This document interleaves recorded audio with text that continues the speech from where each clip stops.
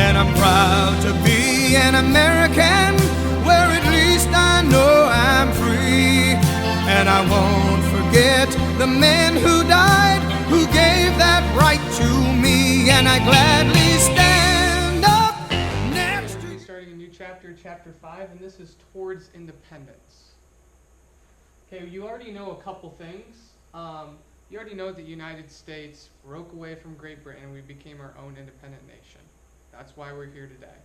But we have to answer the why and the how we did that. Okay, this is important for two reasons. One is because it's going to help us understand the development of our nation, and it's going to help us understand the founding ideals our nation was built upon. Okay, our learning targets for this video is at the end of the video, you're going to be able to understand the difference between a patriot, neutralist, and a loyalist.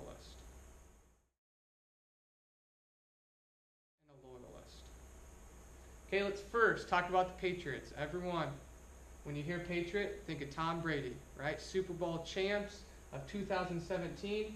Unfortunately, we're not talking about these Patriots. Okay?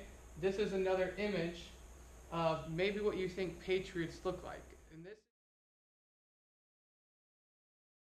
historically true. The Patriots that fought in the Revolutionary War looked like this. Okay, but in reality, the Patriots that we're going to talk about are going to be ordinary people. Okay, they're not going to be holding United States flags per se. These are going to be farmers. These are going to be blacksmiths that are working in cities. These are going to be ordinary, everyday people, just like me and you.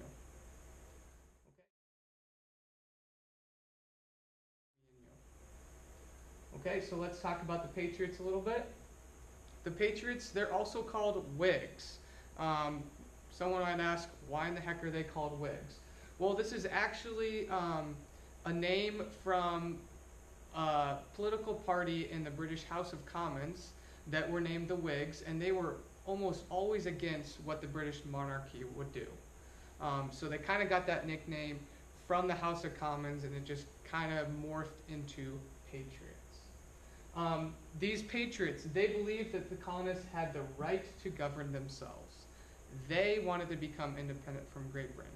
They wanted to govern themselves, not have the king tell them what to do. Okay, they were willing to fight for Great Britain and become an independent nation. Overall, this was about 40% of the American population. Now, this is pretty hard to get an accurate percentage because there was no surveys or data to go off of, but historians have kind of came to the conclusion that this was about 40% of the population when the Declaration of Independence was signed. All right, moving to Loyalists. So, we know what Patriots are. They're for American independence. The opposite of that is Loyalists. Maybe you've seen the red coats before. These are the British supporters, okay? Maybe when you think of a loyalist, you think of the redcoats. The redcoats are coming, the redcoats are coming. But in reality, once again, they were ordinary people. Okay, as you can see from this picture here.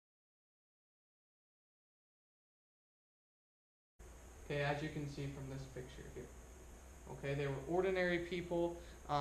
They weren't holding up Great Britain's flag. They weren't maybe outwardly spoken, but they did support Britain still ruling the colonies. Other loyalists, they included enslaved African Americans. They included American Native Americans. Okay, as you can see, the Iroquois, as we'll learn about later in this chapter, were strong loyalists because they wanted that support from Great Britain against the colonists.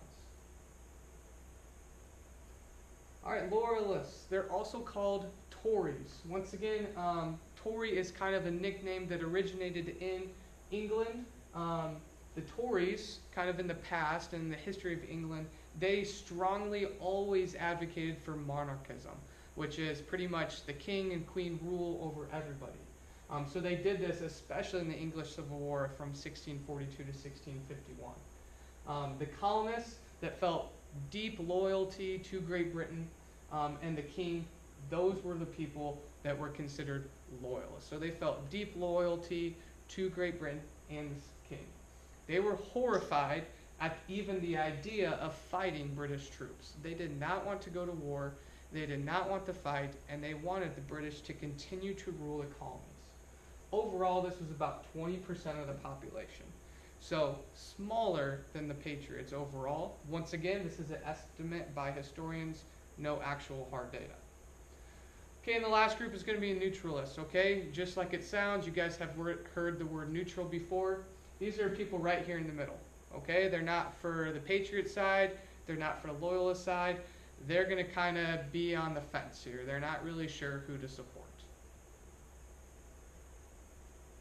Okay, so they did not support the Patriots or the Loyalists.